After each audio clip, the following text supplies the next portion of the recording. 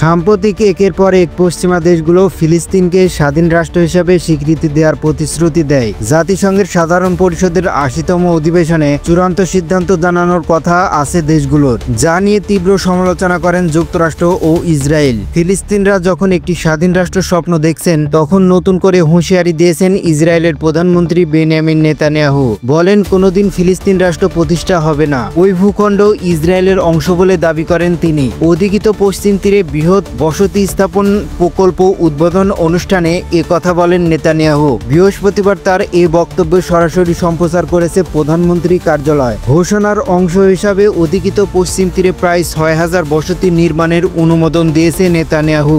এই বসতি সম্প্রসারণের পরিকল্পনা ২০ বছর ধরে আলোচনায় ছিল, কিন্তু পূর্ববর্তী মার্কিন প্রশাসনের চাপের কারণে এটি স্থগিত ছিল। তবে সম্প্রতি ইসরায়েলের উচ্চতর পরিকল্পনা কমিটি পশ্চিম তীরে E1 বসতি প্রকল্পের চূড়ান্ত অনুমোদন দেয়। এই ঘোষণার নিন্দা জানিয়েছে জাতিসংঘ। ফিলিস্তিন কর্তৃপক্ষের দাবি, বিতর্কিত E1 পরিকল্পনা আন্তর্জাতিক আইন ও জাতিসংঘের প্রস্তাবের সরাসরি লঙ্ঘন। এমন মনোভাব ফিলিস্তিনি রাষ্ট্র গঠনের সব সম্ভাবনা নষ্ট করে দেবে বলে মনে করছেন বিশ্লেষকরা।